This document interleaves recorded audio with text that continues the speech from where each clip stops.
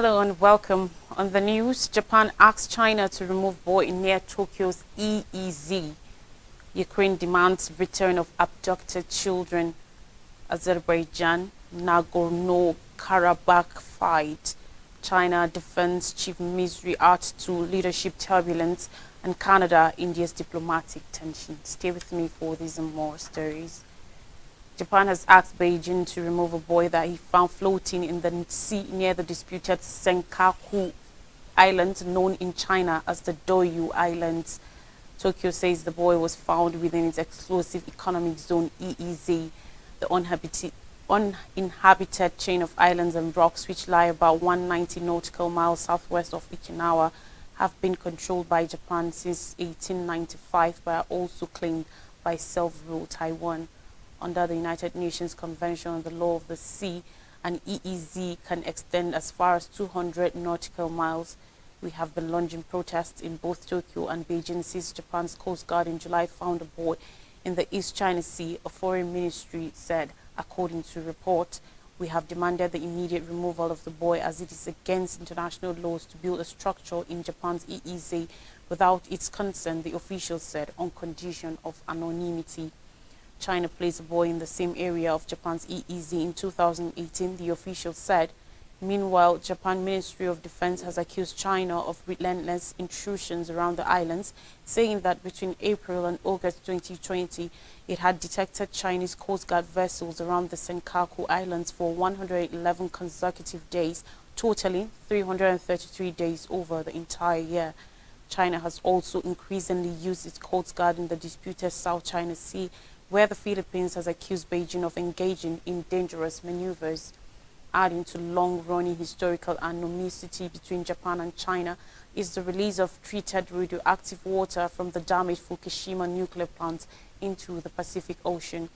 Beijing has been the most vocal opponent of the move, which finally got underway last month and has responded with a blanket ban on all seafood imports from Japan.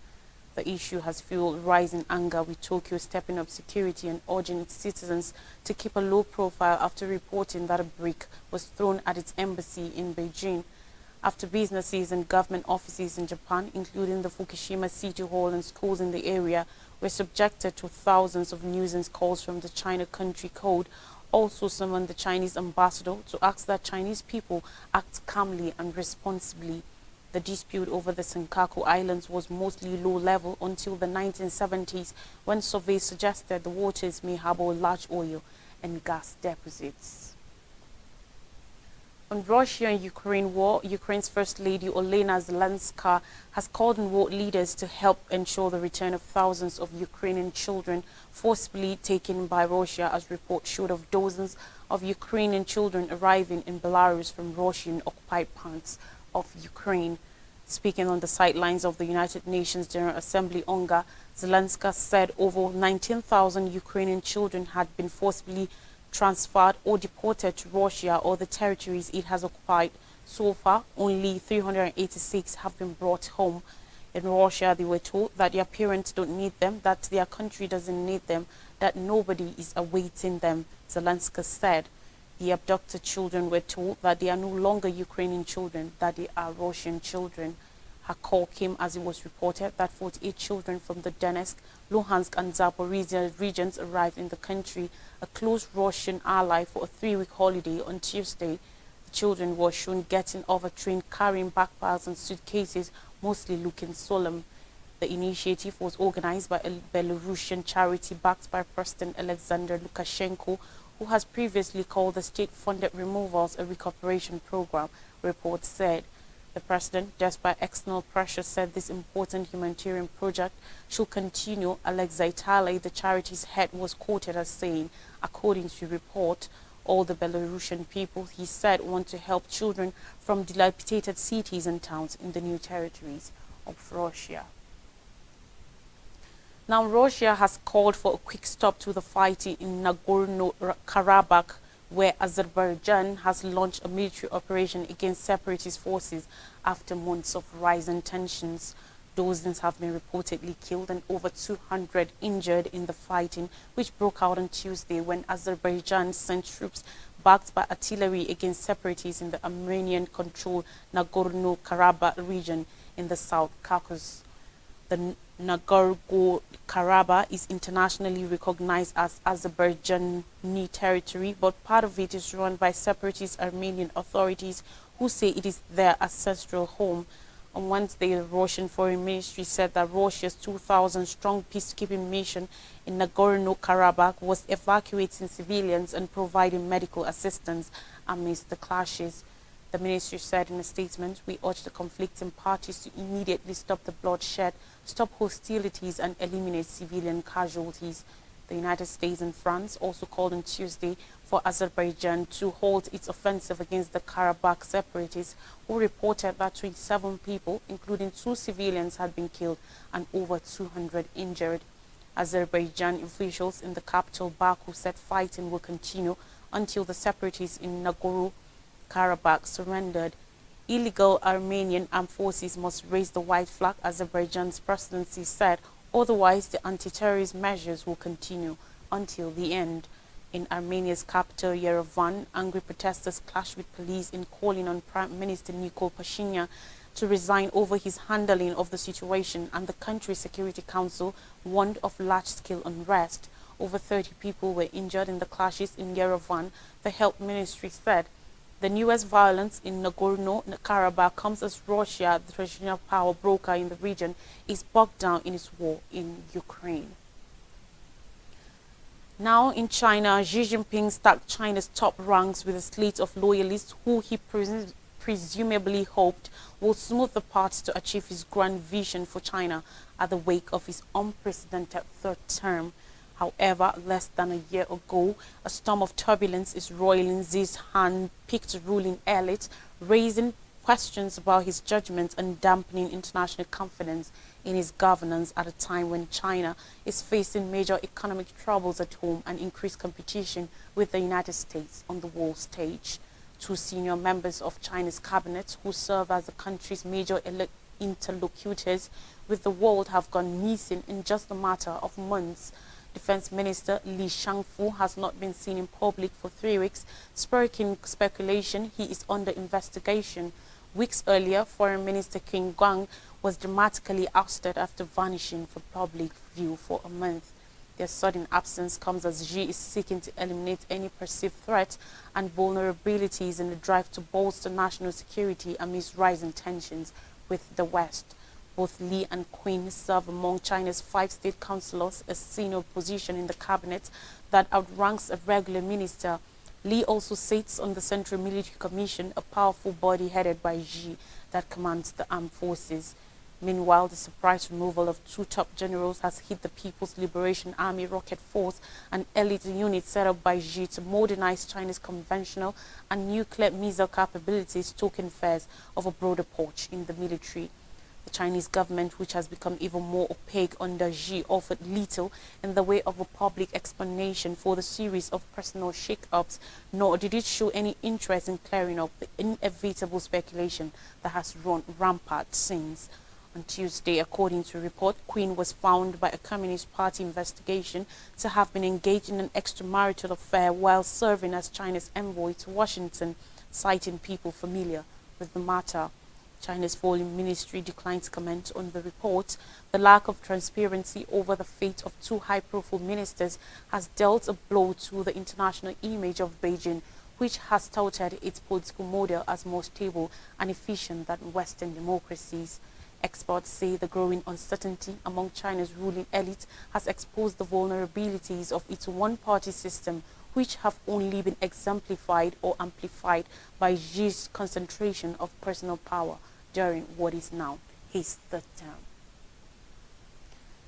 Canadian Prime Minister Justin Trudeau has urged India to probe seriously his claim that he has credible information linking to New Delhi to the assassination of a Sikh separatist activist on Canadian soil, doubling down on an allegation that has triggered a diplomatic row and is threatening a deterioration in relations between the 2 countries.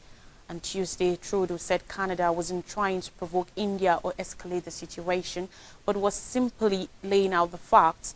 He said his government will follow the evidence and make sure that the work is done to hold people to account. Canada's allegation the Indian government was potentially involved in the June killing of prominent Sikh leader Hardeep Singh Nijjar has outraged New Delhi, which has vehemently denied the claim, calling it absurd and motivated. Experts say the falling out raises the prospect of an unprecedented rift between two key partners of the United States and potentially puts other major Western countries in an uncomfortable position. On Monday, Trudeau claimed in Parliament that Canadian authorities had been investigating credible allegations of a potential link between agents of the government of India and the killing of Nijjar, a Sikh Canadian citizen who was gunned down by marksmen in June. Melanie Joly, Canada's Foreign Affairs Minister, subsequently said Ottawa had expelled an Indian diplomat whom she described as the head of the Indian intelligence agency in the country as a consequence. India responded hours later by rejecting Trudeau's allegations, accusing Canada of harboring terrorists and claiming its inaction against extremists had been a long-standing concern. It also expelled a senior Canadian diplomat from the country. Nijjar's death in June shocked the Sikh community in Canada, one of the largest outside India with over 770,000 members. Following Trudeau's comments, two Sikh community groups in Canada, the British Columbia Gurdwaras Council and Ontario Gurdwaras Committee, urged the Canadian government to immediately suspend all intelligence, investigative and prosecutorial cooperation with India. On climate, Australia braces for extreme bushfires. Authorities have warned that the threat of severe bushfires looms over New South Wales NSW as record spring temperatures and high winds find the flames of over 60 blazes already burning in Australia's most populous state. On Tuesday, numerous cities along the east coast saw record spring temperatures. According to Australia's Bureau of Meteorology, BOM, Sydney, the NSW capital, was expected to record its hottest September day ever on Wednesday, with BOM forecasting a high of 35 degrees Celsius, 95 degrees Fahrenheit. Senior BOM meteorologist Miriam Baudry said NSW was experiencing record September heat, dangerous fire weather conditions and gusty winds in a video posted Wednesday on X, formerly known as Twitter. 65 fires were burning across NSW as of Wednesday afternoon, nearly a third of which were uncontained, the state's Rural Fire Service said. It's the worst risk we've faced since the Black Summer fires of 2019, according to Commissioner Rob Rogers on Tuesday. He said, according to reports referring to the 2019-2020 bushfire season that killed dozens of people and a billion animals as it burned through more than 10 million hectares. On Tuesday, the NSWRFS passed a total fire ban, including on barbecues, campfires and activities like welding for Sydney and the surrounding area. The warnings for NSW come as bushfires also burn in Queensland, Tasmania and parts of Central Australia near the tourist town of Tennant Creek. As of Monday, the Tennant Creek fire had burnt more than 1 million hectares of land in the Northern Territory, according to authorities. In African shores, President Kais Saied remarks on Storm Daniel. Kais Saied, the president of Tunisia, criticized European Union monitors who were hoping to speak to the families of Tunisian prisoners. Kais Saied also blasted the naming choice of the Mediterranean storm that hit neighboring Libya last week in his comfort remarks in Tunis on Tuesday. Anyone who comes from abroad to monitor us is unwelcome and will not enter our land, Tunisian President Kais Saied said in a video released by the Tunisian presidency. Saied was also critical of the choice of name picked for the Mediterranean storm that caused deadly flooding across eastern Libya earlier this month. The name Daniel was one that should have been questioned, Saied said, and added, he's a Hebrew prophet. The Zionist movement has infiltrated and the intellect and thinking have mostly been hit. We have become in a state of cognitive coma, he said. From Abraham to Daniel, it is very clear, he said, referring to the Abraham Accords that Israel eventually concluded with 4 Arab nations to normalize ties.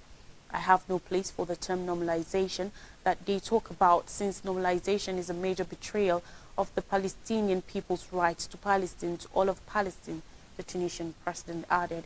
Israel had reached diplomatic accords with 4 Arab countries under the U.S.-brokered Abraham Accords in 2020 and is now hoping to create formal relations with Saudi Arabia.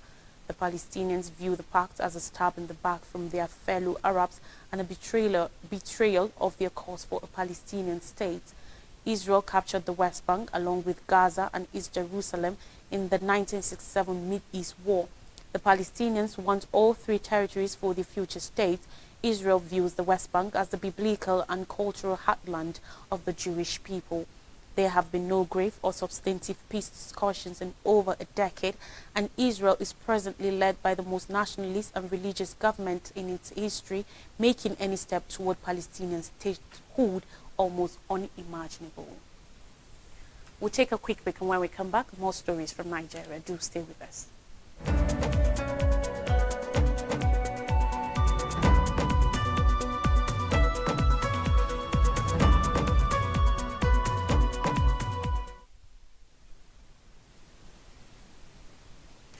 Thanks for staying with us on Nigerian Story. United Nations, Tinubu seeks better deal for Nigeria and others.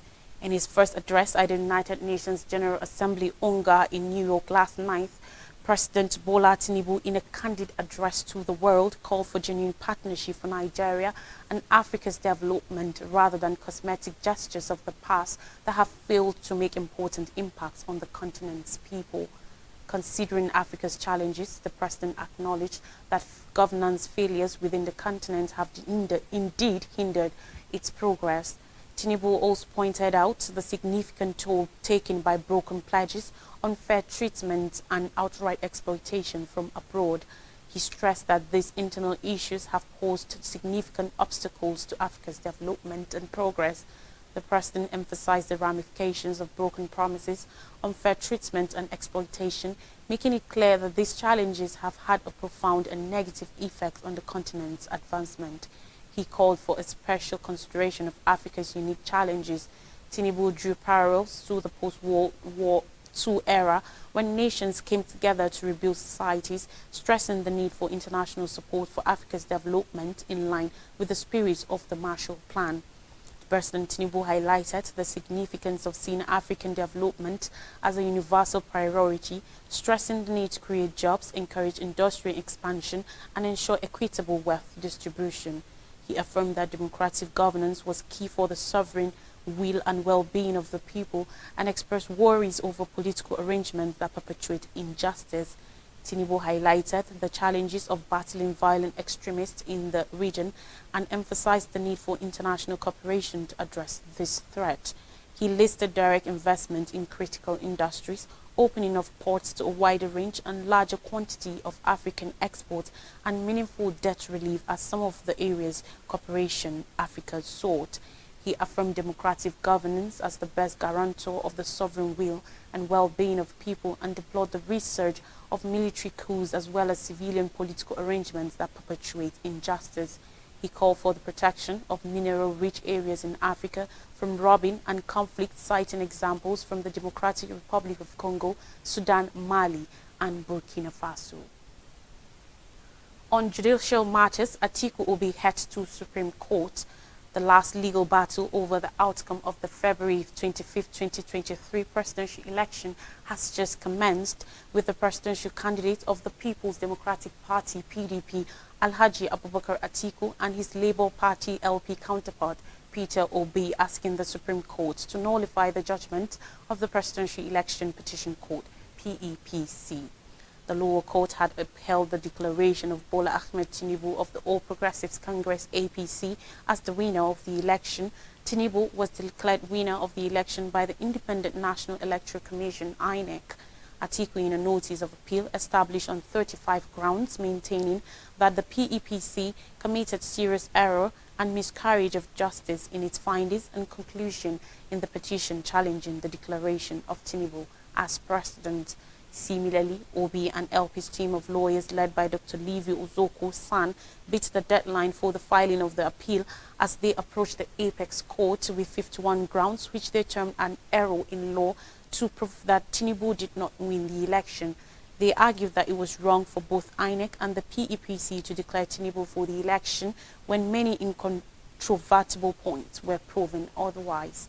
Chief Chris Uche-san, in his notice of appeal filed by his lead counsel, Atiku, is praying the Supreme Court to set aside the whole findings and conclusions of the lower court on grounds that they did not represent the true picture of the grounds of his petition.